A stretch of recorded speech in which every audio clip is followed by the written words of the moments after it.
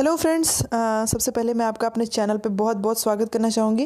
दोस्तों, आप आ गए हैं मेरे पूरे एक नए वीडियो पे और यहाँ पे आप देख सकते हैं कि हम लोग आज बात करने वाले हैं आज यानी कि आपका 20 जनवरी को सभी शिफ्ट में किस प्रकार के प्रश्न आपके एग्जाम में आरपीएफ कांस्टेबल के एग्जाम में पूछे गए थे। ऑलरेडी दोस्तों हर दिन का रिव्यू एनालिसिस हम लोग आपको प्रोवाइड करवा रहे हैं, आप देख सकते हैं उसको। तो चलिए दोस्तों देख लेते हैं। दोस्तों, अगर हम लोग मैथ और रीजनिंग की बात करें तो चक्रवृद्धि ब्याज, साधारण ब्याज, blood relation, average, coding decoding, इस पे बहुत सारे प्रश्न आपके बन रहे हैं। ठीक है, मतलब डेली ही इस पे प्रश्न आ रहे हैं और दोनों शिफ्ट में आज आपका इससे प्रश्न पूछा गया था। उसके अलावा आपकी नंबर सीरीज जो है उससे भी काफ़ी क्वेश्चंस आपके आए हुए थे और ये आपके ऐसे टॉपिक्स हैं जिसको आप अच्छी तरीके से देख लीजिए और उसको आप प्रैक्टिस कर लीजिए। ठीक है, राष्ट्रपति का शासन कौन से अनुच्छेद में आता है दोस्तों, ये प्रश्न आ जाया हुआ था। तो 356वें अनुच्छेद में राष्ट्रपति का शासन जो है वो आता है। ठीक है, और दोस्तों बहुत सारी चीज़ें ऑलरेडी मैंने बहुत बार डिस्कस कर ली हैं आप लोग को। हर वीडियो में मैं हर चीज़ की डिटेल बताती हूँ, तो मुझे नहीं लगता कि इसको आपको बताने की ज़रूरत है। और अब बहुत सारी जो है दोस्तों ऑलरेडी डिटेल इससे संबंधित मैंने आपको दे रखी है और हर एग्ज़ाम में आपका डेली राष्ट्रपति, प्रधानमंत्री, लोकसभा, राज्यसभा, इनसे प्रश्न बहुत ज़्यादा आपके बन रहे हैं संविधान से रिलेटेड। ठीक है, तुर्की की राजधानी पूछी गई दोस्तों, तो अंकारा तुर्की की राजधानी है। बहुत ज़्यादा राजधानी और मुद्राओं पर भी आपको एक बार ध्यान देना होगा दोस्तों। जल्दी ही इस पर मैं एक वीडियो भी प्रोवाइड करवा दूंगी आपको कि कहाँ की राजधानी क्या है और वहाँ की मुद्रा क्या है। ठीक है, शॉर्ट वीडियो रहेगा बट आप उसको देख लेंगे तो आपके लिए बहुत बेनिफिशियल होगा। लंदन किस नदी के किनारे बसा हुआ है दोस्तों, टेम्स नदी के किनारे लंदन बसा हुआ है। डेली आपका नदियों से भी प्रश्न पूछे जा रहे हैं, या तो सिर्फ नदी प्रश्न पूछ दिया जा रहा है या तो उसके किनारे पर बसे हुए जगहों के बारे में पूछ दिया जा रहा है। ठीक है, इसके अलावा दोस्तों मैकटूर बांध पूछा गया, तो मैकटूर बांध जो है कावेरी नदी पर आपका स्थित है। ठीक है, वाटर पोलो ओलंपिक में कब शामिल हुआ था दोस्तों, ये क्वेश्चन आया हुआ था और इसका आंसर आप मुझे कमेंट सेक्शन में दे सकते हैं। इसका आंसर ज़रूर दीजिएगा दोस्तों। कुश्ती में कौन से खिलाड़ी संबंधित हैं, देखिए आपको डेली किसी एक खिलाड़ी का नाम दे दिया जा रहा है हर शिफ्ट के एग्जाम में और उसमें आपको पूछ दिया जा रहा है कि ये खिलाड़ी किससे संबंधित हैं। ठीक है, तो आपको एक नॉलेज होनी चाहिए अलग अलग जगहों पे। तो इसमें ऑप्शन में क्या था दोस्तों ये एग्जैक्टली पता नहीं है, बस ये क्वेश्चन जो है ये पता है कि कुश्ती में कौन से खिलाड़ी संबंधित है, ऐसे प्रश्न पूछा गया था। तो आपको ऑलरेडी बहुत सारे खिलाड़ियों के नाम याद ही होंगे, तो आप ऑप्शन के हिसाब से अपना सही जो भी मतलब आपका आंसर है उसको टिक लगा सकते हैं। आपातकाल से संबंधित प्रावधान किस देश के संविधान से लिया गया है, ये भी एक प्रश्न आया हुआ था दोस्तों। मैंने पूरी आपको एक वीडियो जो है संविधान पे ही प्रोवाइड करवाई हुई है अपने चैनल पे, आप उसको देख सकते हैं। उसमें मैंने हर चीज़ के बारे में बताया हुआ है कि कौन सा जो भी चीज़ें हैं संविधान से रिलेटेड वो अलग दूसरे देश से कहाँ से ली गई हैं, उसका पूरा डिटेल मैंने आपको वहाँ पे संविधान वाली वीडियो में दे रखा है। आप उसको एक बार देख लेंगे तो आपको बहुत ज़्यादा बेनिफिट होगा, क्योंकि डेली आपका एग्जाम में इस तरीके के प्रश्न पूछ दिए जा रहे हैं। ठीक है, सौरमंडल का सबसे बड़ा ग्रह कौन सा है दोस्तों, आज फिर से क्वेश्चन आया है, कल के भी आपके एग्जाम में आया हुआ था तो ये रिपीट हो रहा है दोस्तों। सौरमंडल का सबसे बड़ा ग्रह बृहस्पति है। ठीक है, डीएनए के बारे में कुछ क्वेश्चन आया हुआ था दोस्तों, एग्जैक्टली क्वेश्चन का पता नहीं है, तो इसलिए आप जो है अगर आपको क्वेश्चन पता हो तो प्लीज़ कमेंट सेक्शन में बता दें। इससे क्या होगा कि बाकी लोगों को भी बहुत ज़्यादा हेल्प मिल जाती है अगर आप लोग ज़्यादा से ज़्यादा क्वेश्चन अपना शेयर करते हैं। ठीक है, तो काफ़ी कुछ लोगों ने पहले की वीडियो में क्वेश्चन शेयर भी किए हुए थे, मैं उनके लिए बहुत थैंकफुल हूँ। आप लोग प्लीज़ क्वेश्चन भी शेयर कर दिया करिए। तो डीएनए का देखिए दोस्तों, मैं अगर ऐसे बताऊँ तो आपको डीऑक्सीराइबोन्यूक्लिक एसिड इसका फुल फॉर्म होता है और आपको पता होगा कि डीएनए एक जेनेटिक मटेरियल होता है जो कि हमारे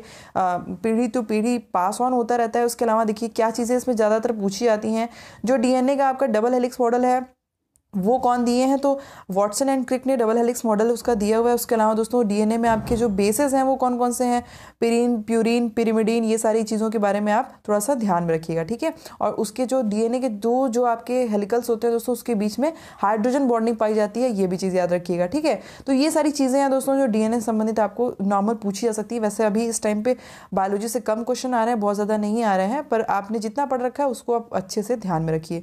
जूल किसका मात्रक है ये पूछा गया दोस्तों, तो कार्य जो है वो जूल का मात्रक है दोस्तों। कार्य सदिश राशि और अदिश राशि करके मैंने पूरा का पूरा एक वीडियो प्रोवाइड करवाया हुआ है, उसको आप देख लेंगे तो उसमें आपको मात्रक संबंधी पूरी जानकारी मिल जाएगी। एंटीबायोटिक संबंधित कुछ प्रश्न आया था दोस्तों, उसका एग्जैक्टली पता नहीं है। तो देखिए दोस्तों एंटीबायोटिक के बारे में आपको बता दूं कि एंटीबायोटिक जो है सबसे पहली जो एंटीबायोटिक जिसकी डिस्कवरी हुई है उसका नाम है पेनिसिलिन। ठीक है, और पेनिसिलिन खोजी गई है अलेक्जेंडर फ्लेमिंग के द्वारा और पेनिसिलियम नोटाटम नामक फंगस से वो उसको आइसोलेट किया जाता है। मानव वृद्धि हार्मोन कौन सी ग्रंथि में पाया जाता है दोस्तों, पीयूष ग्रंथि जो होती है, पिट्यूटरी ग्लैंड जो होती है उसमें ग्रोथ हार्मोन या मानव वृद्धि हार्मोन पाया जाता है। ठीक है, पिट्यूटरी ग्लैंड को ही हम लोग मास्टर ग्लैंड भी कहते हैं। ये भी चीज़ अपने दिमाग में फिट रखिएगा, क्योंकि आपको इसी तरीके से क्वेश्चन पूछे जा सकते हैं। यज्ञ अनुष्ठान कौन से वेद से लिया गया? तो यजुर्वेद से दोस्तों ये आपका यज्ञ अनुष्ठान जो है वो लिया गया है। ठीक है, लावड़ी लोक नृत्य के बारे में पूछा गया दोस्तों। लोक नृत्य से ज़्यादा क्वेश्चन तो नहीं आ रहे हैं, पर आज आपके क्वेश्चन लोक नृत्य से पूछे गए हैं, तो उसको थोड़ा सा ध्यान में रखिएगा।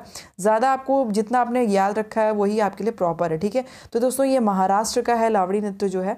और उसके बाद दोस्तों क्वेश्चन आपका होता है कि सतर्कता आयोग के सदस्यों का कार्यकाल कितना होता है? ठीक है दोस्तों, सतर्कता आयोग के जो सदस्यों का कार्यकाल होता है वो 4 वर्ष का होता है। ठीक है, ये चीज़ याद रखिएगा।